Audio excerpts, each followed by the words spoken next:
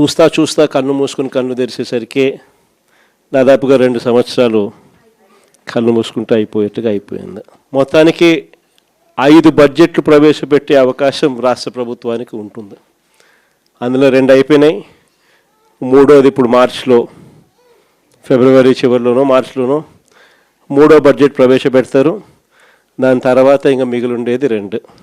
ఇక్కడ నుంచి ఒక 3 సంవత్సరాలు, ఆ 3 సంవత్సరాల్లో 1.5 సంవత్సరం పోతే దాని తర్వాత నా పాదయాత్ర కూడా స్టార్ట్ అయిపోతుంది.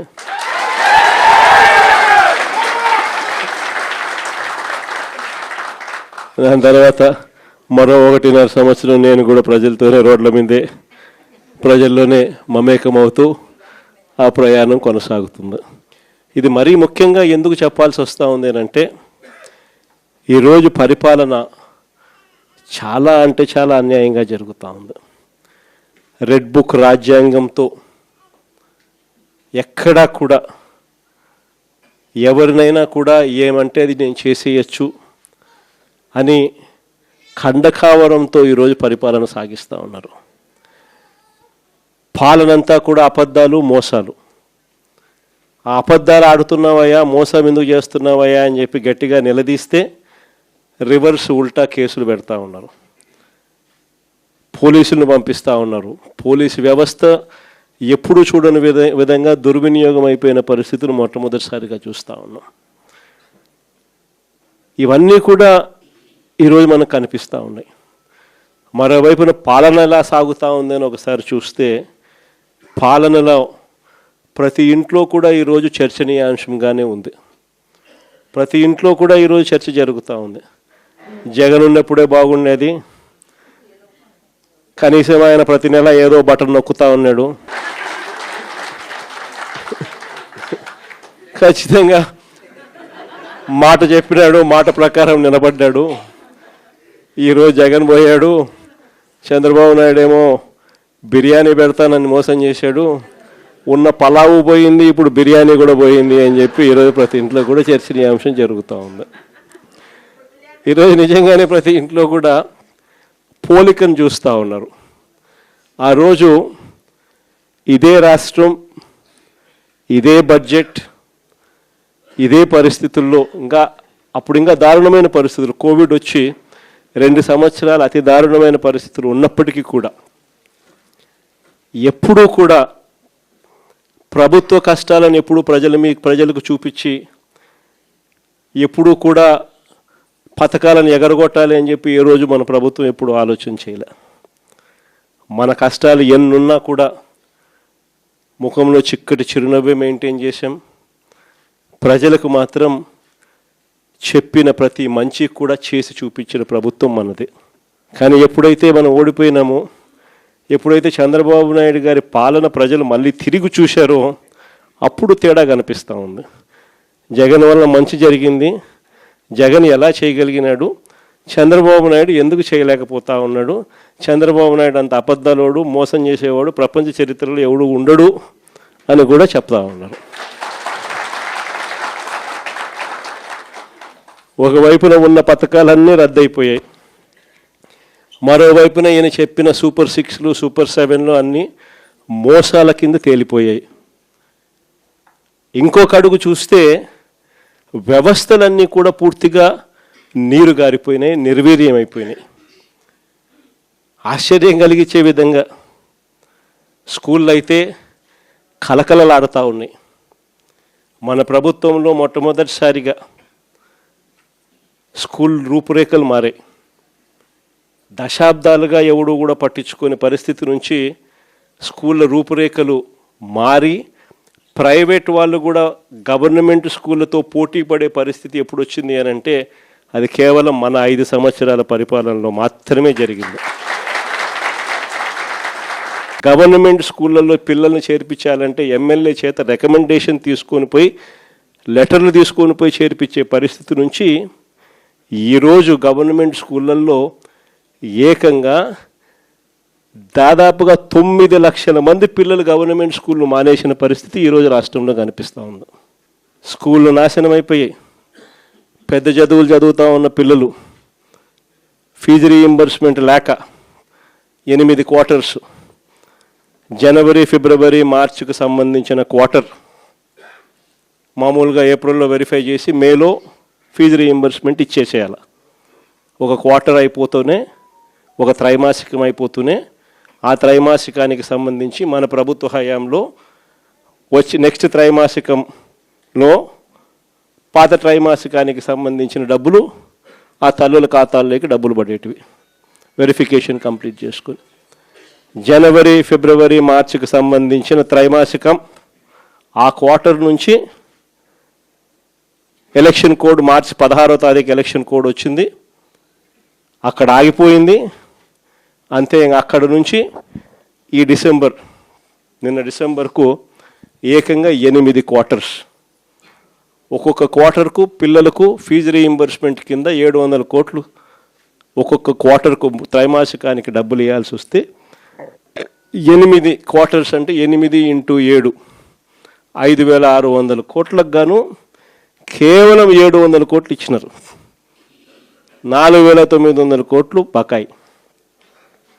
వసతి దీవెన కింద ప్రతి జనవరిలో 1,100 కోట్లు పిల్లలకు బోర్డింగ్ అండ్ లాడ్జింగ్ ఖర్చుల కోసం, ఇంజనీరింగ్ చదివే పిల్లలకు, ఇటువంటి చదువులకు, డిగ్రీ చదివే పిల్లలకు ప్రతి సంవత్సరం, ఇంజనీరింగ్ చదివే పిల్లలకైతే 20,000, పాలిటెక్నిక్ చదివే పిల్లలకు 15,000, ఐటీఐ చదివే పిల్లలకు 10,000, ఇలా ప్రతి సంవత్సరం కూడా క్రమం తప్పకుండా ఏప్రిల్ మాసంలో ప్రతి సంవత్సరంలో 1,100 కోట్లు మన ప్రభుత్వం జమ చేసేది.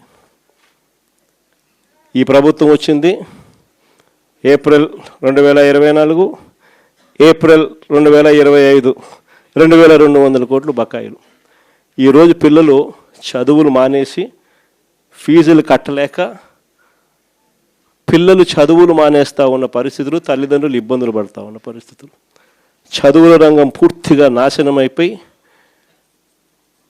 ఆంధ్ర రాష్ట్రంలో చదవాలి అని అంటే అప్పుల పాలయ్యే పరిస్థితులకి ఈరోజు రాష్ట్రంలో మన పిల్లలు కనపడతా ఉన్నారు. వైద్య రంగం గురించి నేను చెప్పాల్సిన పనుల, ఆరోగ్యశ్రీ అనేది తెరమరుగైపోయింది.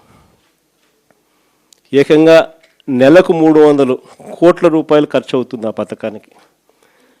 ప్రతి పేదవాడికి, ప్రతి మధ్యతరగతి వారికి ఏకంగా 25 లక్షల దాకా ఉచితంగా పేదవాడికి వైద్యం అందించే పరిస్థితి మన ప్రభుత్వం.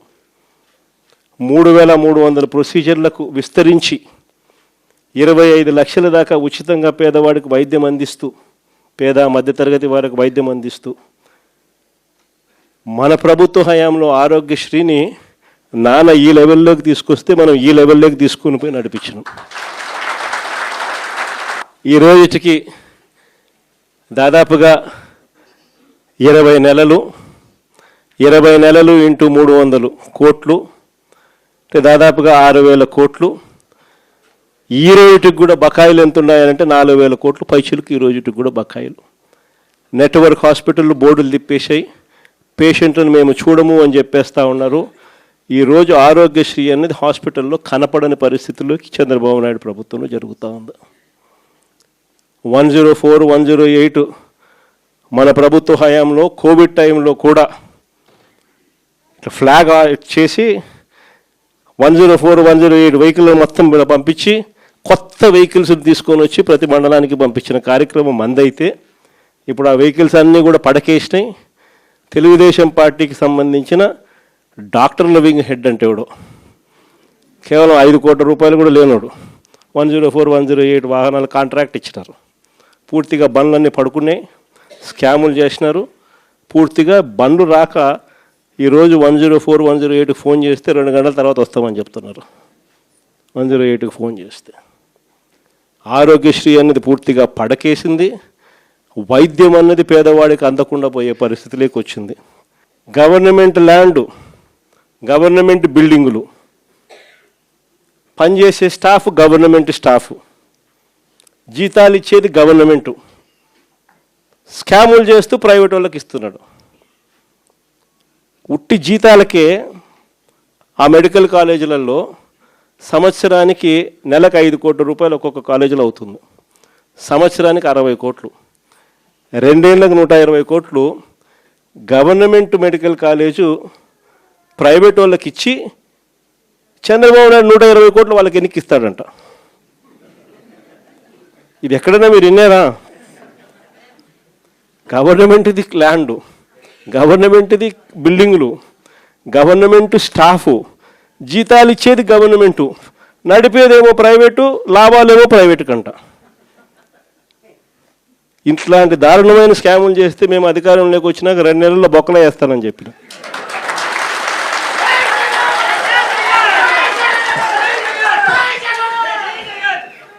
మనం ఎప్పుడైతే ఆ మాట చెప్పినామో అప్పుడు ఒక్కడు కూడా ఆ స్కాముల్లోకి మేము రాము, మాకు చంద్రబాబు నాయుడు ఈ కాలేజీలు వద్దు అని ఏకంగా చంద్రబాబు నాయుడుకి చెప్తా ఉన్న పరిస్థితులు మొట్టమొదటిసారిగా కనిపిస్తూ ఉన్నాయి. ఇంకా వ్యవసాయం గురించి నేను చెప్పాల్సిన పనుల, ఏ పంటకు గిట్టుబాటు ధరలు రావడంలా, ఎక్కడ చూసినా దళారీ వ్యవస్థ, చివరికి ఎరువులు కూడా బ్లాక్లో కొనుక్కోవాల్సిన పరిస్థితులకి మొట్టమొదటిసారిగా రాష్ట్రంలో చూస్తూ ఉన్నాం. మన ప్రభుత్వ హయాంలో ఉన్న ఆర్బీకేలు ఈ పొద్దు తెరమరుగైనాయి. మన ప్రభుత్వం హయాంలో ఉన్న ఈ క్రాప్ వ్యవస్థ ఈరోజు నీరు గారిపోయింది.